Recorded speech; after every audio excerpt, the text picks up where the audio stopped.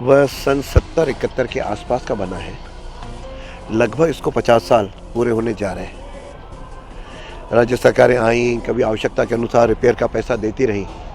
अभी 6 करोड़ रुपए यहाँ की रिपेयर के लिए ध्यान में आया का है। ये हमें लगा कि 50 साल की बिल्डिंग पर यदि हम 6 करोड़ रुपए खर्च करेंगे तो उसका बहुत ज़्यादा कोई उपयोग नहीं दिखेगा। और बाकी शहरों में भी नवाचार होना शुरू हुआ है। जोधपुर का बहुत बड़ा अच्छा बना है, जयपुर का भी रिवाइव हुआ है, बाकी भी संभाग केंद्रों पे सरकार विचार कर रही है। तो मुझे लगा कि 6 करोड़ में कुछ और मिला करके इस बस स्टैंड को भी एक आधुनिक बनाया जाए और आज के 50 साल पहले जो आवश्यकताएं थीं या जितना यात्री भार था उसकी तुलना में कई गुना यात्री भार बढ़ा है। अजमेर से उत्तराखंड के 4 धाम यात्रा का पहला ग्रुप 9 मई 2024 को प्रस्थान होगा, जिसमें केदारनाथ के दर्शन के लिए हेलीकॉप्टर की व्यवस्था एवं होटल में रूम की व्यवस्था, शुद्ध शाकाहारी भोजन एवं एसी बस की व्यवस्था के साथ आर के यात्रा कंपनी पैकेज दे रही है। संपर्क करें सोनी जी की नसिया, आगरा गेट, अजमेर या स्क्रीन पर दिए गए नंबर से यात्रा की। अजमेर में जो रोडवेज बस स्टैंड है वह सन 70-71 के आसपास का बना है। लगभग इसको 50 साल पूरे होने जा रहे हैं।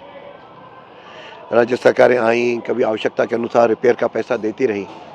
अभी 6 करोड़ रुपए यहाँ की रिपेयर के लिए ध्यान में आया का है। ये हमें लगा कि 50 साल की बिल्डिंग पर यदि हम 6 करोड़ रुपए खर्च करेंगे तो उसका बहुत ज़्यादा कोई उपयोग नहीं दिखेगा। और बाकी शहरों में भी नवाचार होना शुरू हुआ है। जोधपुर का बहुत बड़ा अच्छा बना है, जयपुर का भी रिवाइव हुआ है, बाकी भी संभाग केंद्रों पे सरकार विचार कर रही है।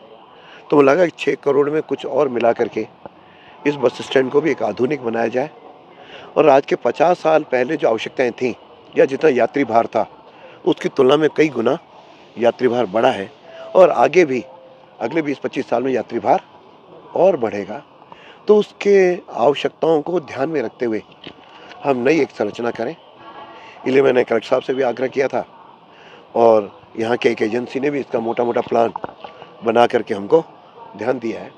इस एवज में मैंने माननीय मंत्री जी से और माननीय प्रिंसिपल सेक्रेटरी से भी चर्चा की है। सैद्धांतिक दृष्टि से उन्होंने सहमति व्यक्त की है। मुझे लगता है कि इस प्रोसेस को बड़ा बनाने के लिए इसके पास में वर्कशॉप है और वर्कशॉप में भी आधे पे वर्कशॉप है और आधे पे हमारा बस स्टैंड है। यदि इन दोनों को जोड़ दिया जाता है तो यहाँ की सारी आवश्यकताएं भी होंगी और फ्यूचर प्लानिंग भी जो बढ़ती जाएंगी वो भी करेंगे। और इस वर्कशॉप को अपने आगे पैराडीजो के जहाँ से अजमेर से अपन इंटर करते हैं वहाँ पे पहले से ही अजमेर का पहले से ही वहाँ वर्कशॉप है। उसके साथ अजमेरू का भी वर्कशॉप, क्योंकि दोनों है रोडवेज का, ये वर्कशॉप यदि वहाँ शिफ्ट होता है तो हमको दुगनी ज़मीन भी मिलेगी और फिर इसको आगे जा करके यहाँ की कुछ दुकानें भी बढ़ेंगी, कोई यहाँ पे बैंक भी होगा, कोई पेट्रोल पंप भी होगा, सब प्रकार की आवश्यकताएं होंगी।